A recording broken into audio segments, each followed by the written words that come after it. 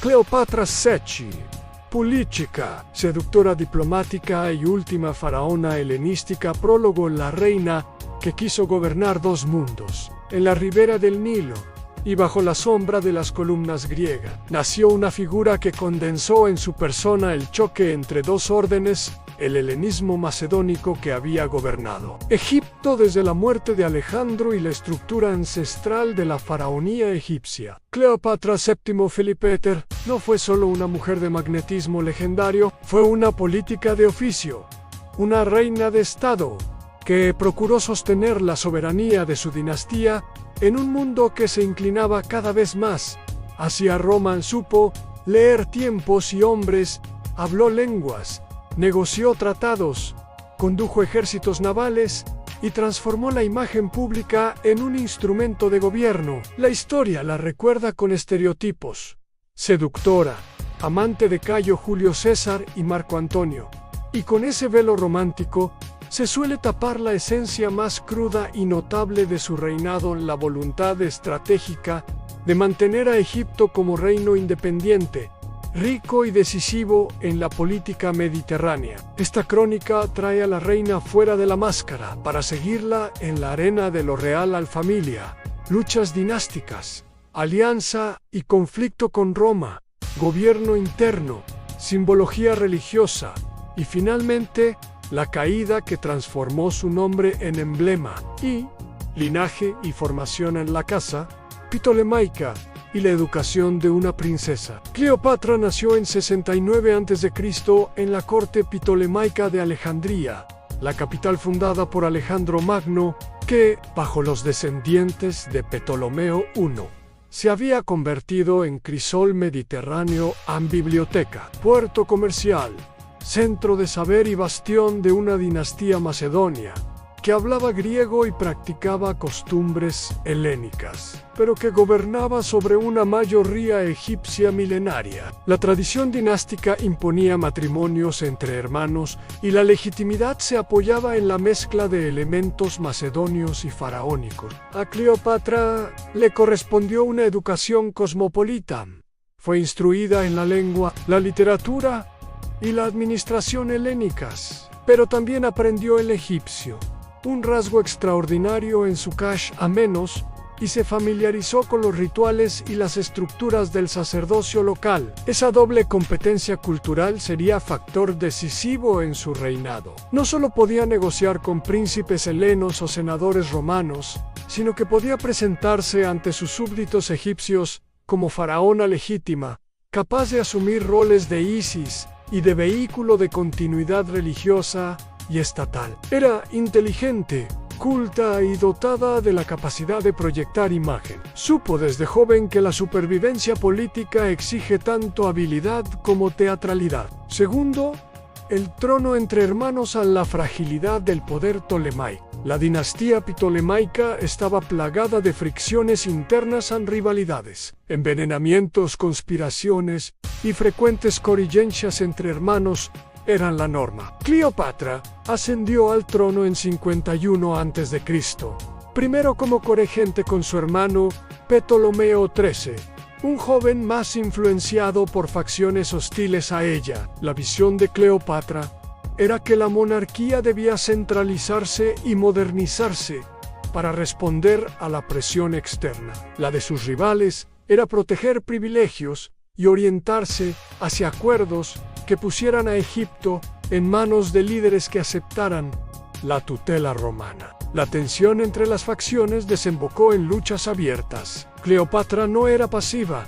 Al primer signo de hostilidad fue capaz de maniobrar políticamente, incluso de huir temporalmente para reunir apoyos y tramar su regreso. La vida en la corte ptolemaica enseñó a la reina a calcular riesgos, identificar aliados y explotar las fracturas entre rivales para consolidar su posición. Gobernar en la dinastía significaba, en gran medida, dominar una red de intereses que incluía a los nobles macedonios, al sacerdocio egipcio y a mercaderes griegos y judíos que poblaban Alejandría. Tercero, el encuentro con Roma. César, Alejandría y la guerra civil. Roma ya era la potencia decisiva en el Mediterráneo. En 48 a.C., En el contexto de la guerra civil entre Julio César y Pompeyo, los vaivenes políticos romanos desembocaron en el Mediterráneo oriental. Pompeyo buscó refugio en Egipto tras su derrota, y allí fue asesinado por los partidarios de Ptolomeo XIII, que esperaban congraciarse con el vencedor romano. César, que perseguía a Pompeyo, llegó a Alejandría y se encontró en medio del conflicto dinástico. Ahí se dio el episodio que marcó la alianza de Cleopatra con Roma para asegurar su posición frente a su hermano y para ganarse al general romano. Cleopatra organizó un arriesgado e impresionante encuentro, según la tradición.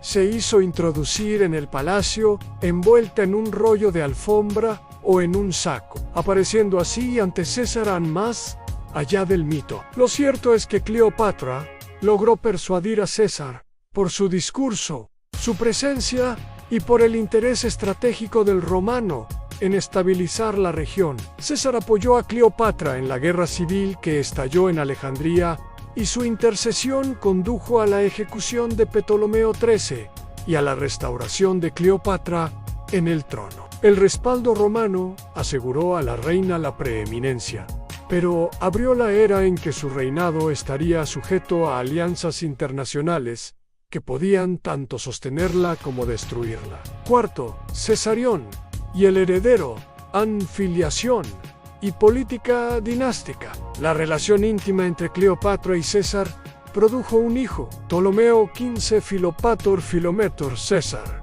llamado coloquialmente Caesarión. Para Cleopatra la filiación no era solo sentimental sino política. La proyección de un heredero vinculado con la figura de César reforzaba su legitimidad y abría la posibilidad de articular la dinastía con el poder romano. En Alejandría acuñó monedas y organizó propaganda que presentaba a Caesarión como descendiente tanto de los Ptolomeos como de la gens Julia, buscando así construir un puente dinástico entre ambos mundos. Sin embargo, la muerte de César en 44 a.C. reconfiguró el tablero. El asesinato en Roma abrió un vacío que catapultó a nuevas figuras. Octavio el futuro Augusto, Marco Antonio y Lépido, a disputar la hegemonía. Para Cleopatra sostener la influencia romana exigió nuevos acuerdos. La política de dinastía se convirtió en fin y medio en producir hijos, buscar aliados y formar redes que hicieran viable la autonomía egipcia frente a las aspiraciones romanas. El encuentro con Marco Antonio en alianza personal y proyecto imperial.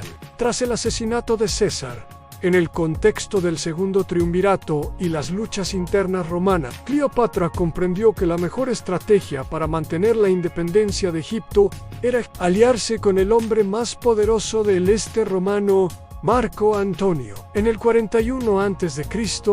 se produjo el encuentro político y amoroso que habría de definir la última década de la vida de la reina. Antonio, gobernador de la parte oriental del mundo romano, necesitaba recursos, buques y apoyo militar para sus empresas. Cleopatra pudo ofrecer dinero, grano y la capacidad de movilizar fuerzas navales. La relación fue simbiótica. Antonio coronó a Cleopatra en su política como monarca oriental, y Cleopatra lo presentó como socio de una esfera helenística donde la imagen real se mezclaba con la teatralidad política. Juntos tuvieron 3 hijos: Alejandro, Gilias Cleopatra, Selene y Ptolomeo Filadelfo, y en un gesto político de enorme carga simbólica, Antonio celebró la llamada donación de Alexandria, en la que repartió territorios en Asia Menor y Oriente a estos hijos, lo que chocó con las sensibilidades romanas y con Octavio en particular. Cleopatra aspiró a crear una dinastía que gobernara este Mediterráneo. La visión era la de un nuevo orden, donde Egipto fuera corazón económico y cultural de una federación oriental bajo su familia. Sexto, gobierno interno, administración, finanzas y propaganda cultural. Mientras tejía alianzas externas, Cleopatra no descuidó el gobierno interno de Egipto. Administró el grano, la riqueza esencial del país, con atención, reactivó cultos y mantuvo estrechos nexos con los sacerdotes de los grandes templos, cuya legitimidad religiosa aseguraba la aceptación de su figura como faraona. Promovió obras públicas, actuó como mecenas y buscó proyectar una imagen de reina que era a la vez helenística y egipcia. En las monedas y las estatuas se la veía representada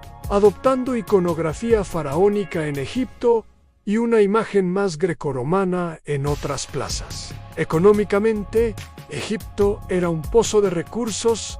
Para Roma su grano alimentaba ciudades y ejércitos. Cleopatra supo explotar ese activo negociando con liderazgos romanos y ofreciendo, cuando convenía, suministro estable a cambio de independencia. Su administración mostró capacidad técnica en control del sistema tributario, del aprovisionamiento y de las rutas comerciales. Más allá de la leyenda, ella fue una gobernante práctica que entendió que la supervivencia del reino pasaba por la solidez financiera y la habilidad diplomática. Séptimo, la propaganda del poder en Isis, moneda y representación. Cleopatra usó los símbolos con maestría. En Egipto se presentó y se promovió públicamente como encarnación de Isis, la diosa madre, vinculando su reinado a la tradición faraónica que hacía al monarca mediador divino entre el pueblo y los dioses. Fuera de Egipto su imagen se manejó con otras claves, a monedas con su perfil, esculturas y el uso del lujo como exhibición calculada. Así, Cleopatra manejó una doble legibilidad para los egipcios: la continuidad de la soberanía faraónica, para los helenos y romanos, la reina culta, cosmopolita y poderosa. La representación pública tenía efectos políticos concretos, legitimaba su autoridad, neutralizaba sectores hostiles y sirvió para competir con la propaganda que Octavio lanzaba desde Roma en su contra, presentándola como seductora peligrosa que trastorna el orden romano. Octavo, la guerra final en Actium. Derrota y ruina del proyecto oriental. La tensión entre los intereses de Octavio, representante del poder romano occidental, y la alianza Cleopatra-Antonio llevó al conflicto abierto. En 31 a.C., la flota de Antonio y Cleopatra fue derrotada en la batalla naval de Actium por las fuerzas de Octavio. La derrota fue catastrófica. Significó la pérdida de control del mar, del apoyo de provincias y la erosión de la confianza entre las élites de Antonio. Tras Actium siguieron la huida y el derrumbe. Antonio volvió a Egipto, perdió el apoyo de muchos de sus hombres y finalmente, ante la caída inevitable de Alejandría, se suicidó. Cleopatra, con una mezcla de cálculo y orgullo, procuró negociar la supervivencia de Caesarión y de su dinastía, pero el avance de Octavio hizo todo inútil. Noveno, la muerte, mito, desvarío y decisión final. La muerte de Cleopatra, en 30 a.C., está envuelta en la mezcla de testimonio y leyenda. La versión clásica más difundida relata que se suicidó en el palacio de Alejandría, dejando que una serpiente, el Aspes, quizá una víbora, la mordiera. Otras versiones hablan de una dosis de veneno u otros procedimientos. Sea cual fuera el método real, Cleopatra eligió morir antes que ser exhibida en Roma como trofeo del conquistador. En su decisión, hubo dignidad política, preferir la autonomía de la muerte a la humillación del triunfo contrariado de su enemigo. Tras su muerte, Octavio ejecutó a Caesarión y llevó a Egipto bajo la tutela romana. Cleopatra fue sepultada según la tradición ptolemaica, con honores, y su cuerpo fue objeto de memoria y mito durante siglos. La caída de la reina marcó el fin de la dinastía helenística en Egipto y la definitiva integración del país en el Imperio Romano como provincia. X. La doble imagen, seductora peligrosa y reina capaz. La posteridad complicó y a veces deformó la figura de Cleopatra. Por un lado, la tradición romana y cristiana vio en ella la peligrosa oriental mujer exótica que seduce y corrompe a hombres virtuosos. Imagen útil para legitimar la victoria de Octavio y para justificar la anexión de Oriente. Por otro, diversas tradiciones y algunos documentos la muestran como política inteligente, hablante de varias lenguas, capaz de estrategia económica y de maniobrar entre bloques de poder. La dicotomía persiste. ¿Fue ante todo seductora o gobernante? La respuesta más honesta es que fue ambas cosas, porque en su política la seducción fue instrumento y no esencia, fue estética del poder, y a la vez una política con metas claramente establecidas. Epílogo en Cleopatra, como caso paradigmático de la política femenina en la antigüedad. La vida de Cleopatra cuestiona la manera en que se ha leído la política femenina en la antigüedad. Fue una de las pocas mujeres que no solo influyó en decisiones de poder, sino que ejerció la jefatura de Estado en un mundo dominado por hombres. Su estrategia combinó diplomacia, maternidad dinástica, acción militar limitada, teatro público y gestión económica. La narrativa simplificadora la reduce femme fatale, borra la complejidad de su obra. Una gobernante que comprendió la ecología política del Mediterráneo tardorrepublicano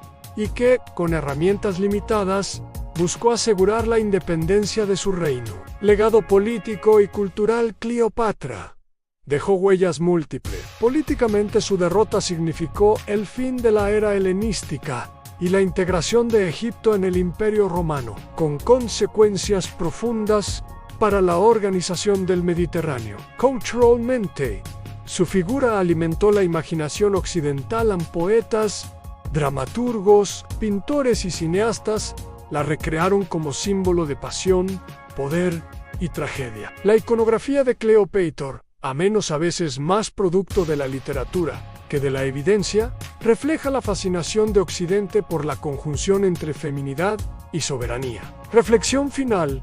Entre el mito y la historia, la soberanía de una reina. Cleopatra VII fue sobre todo una gobernante que intentó mantener el control de su país en un contexto de cambio geopolítico extremo. Su vida muestra hasta qué punto la política puede ser teatral sin dejar de ser concreta. La imagen importa tanto como el trigo que llega a los puertos o las legiones que pueden bloquear una costa. Eligió alianzas arriesgadas. Apostó por la diplomacia íntima con los poderosos de Roma y supo, hasta el final, que su reino era contemporáneamente un peón estratégico. Su negativa a vivir como trofeo, su decisión de morir en la dignidad y su voluntad de proyectar la soberanía de Egipto la convierten en una de las reinas más complejas de la antigüedad. No solo un personaje, sino un problema histórico que obliga a pensar sobre género, poder y representación. Cierre final. La última faraona del helenismo. Cleopatra VII no solo murió, sino que su legado perdura como un símbolo poderoso que marca la frontera entre el mundo antiguo y el romano. Fue la última faraona helenística, una reina audaz que intentó unir dos tradiciones ricas y complejas. Al final, su lucha nos deja una pregunta que sigue resonando hoy: ¿cómo se ejerce la soberanía en un mundo donde los imperios dictan el destino de los reinos? Su vida es un recordatorio de que el poder femenino en la historia va más allá de los estereotipos. Es una mezcla de cálculo, valentía, representación y tragedia. Cleopatra no solo quería que Egipto continuara siendo un reino, sino que también utilizó toda su astucia y dedicación para alcanzar ese objetivo. Su historia nos inspira a reflexionar sobre el papel de las mujeres en la política y la historia. Si te ha gustado este análisis sobre Cleopatra, no olvides darle like al video y suscribirte al canal para más contenido fascinante. Nos encantaría que formaras parte de nuestra comunidad